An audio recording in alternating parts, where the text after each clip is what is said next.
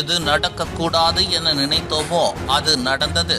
H ராஜா சொன்னது உண்மையானது. பிடிபட்ட 6 பேர், இன்னும் எத்தனை பேரோ. தமிழகத்தில் இந்து அமைப்புகள் தொடங்கி எச் ராஜா வரை பலரும் பலமுறை தமிழகத்தில் பங்களாதேஷை சேர்ந்த நபர்கள் பலரும் ஊடுருவி இருப்பதாகவும் பாதுகாப்பு விஷயத்தில் தமிழக காவல்துறை கவனமாக இருக்க வேண்டும் எனவும் தெரிவித்திருந்தனர். சமீபத்தில் அசாம் மாநில முதல்வர் வெளிப்படையாக விஷயம் ஒன்றை கூறினார்.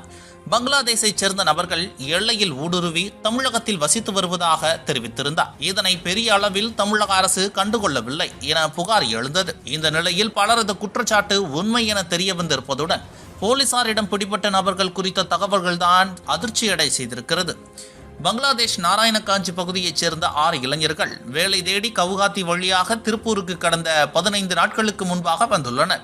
பங்களாதேஷைச் சேர்ந்த தன்வீர், ராஜிப் தவுன், எம்டி அஸ்லாம், எம்டி அல் அஸ்லாம், எம்டி ருகு அமீன் மற்றும் சோமுன் சேக் என 6 பேரும் கூலிப்பாளையம் பகுதியில் செயல்பட்டு வரும் தனியார் பின்னலாடை நிறுவனத்தில் இந்தியாவைச் சேர்ந்தவர்கள் என கூறி பணியில் சேர்ந்துள்ளனர். இந்த நிலையில் நேற்று திருப்பூர் பழைய பேருந்து நிலையத்திற்கு வந்த பங்களாதேஷ் இளைஞர்கள் காவல்துறையை கண்டதும் வேகமாக ஓடியதாக கூறப்படுகிறது. பின்னர் காவல்துறையினர் துரத்தி பிடித்ததில் இவர்கள் முன்னுக்கு பின் முரணாக பதிலளித்துள்ளனர்.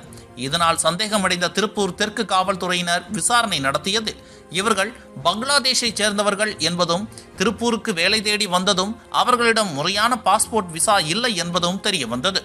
இதனையடுத்து திருப்பூர் தெற்கு காவல்துறையினர் இளைஞர்களை கைது செய்து நீதிமன்றத்தில் ஆஜர்படுத்தி சென்னை புழல் சிறையில் அடைத்தனர். இவர்களிடம் NIA எனப்படும் தேசிய பாதுகாப்பு முகமை அதிகாரிகள் விசாரணை நடத்த இருப்பதாகவும், விசாரணை அடிப்படையில் இவர்கள் எவ்வாறு உள்ளே வந்தார்கள், இவர்களுக்கு தமிழகத்தில் உதவிய நபர்கள் யார், யாருடைய பின்னணியில் இவர்கள் தமிழகம் வருகிறார்கள் என்ற கேள்வியை எழுப்ப இருப்பதாகவும் கூறப்படுகிறது.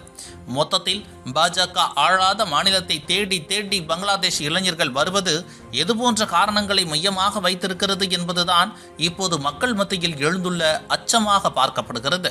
தமிழக காவல்துறை திருப்பூர் மற்றும் கோவை பகுதிகளில் மட்டுமல்லாமல் தமிழகம் முழுவதும் முழுமையாக தீவிர வேட்டை நடத்துவதன் மூலம் கண்டறிந்து தமிழக மக்களின் பாதுகாப்பிற்கும் அவர்களது வேலை வாய்ப்புகளுக்கும் முழுமையான பாதுகாப்பை உறுதி செய்ய வேண்டும் என்ற நிலை உண்டாகியிருக்கிறது.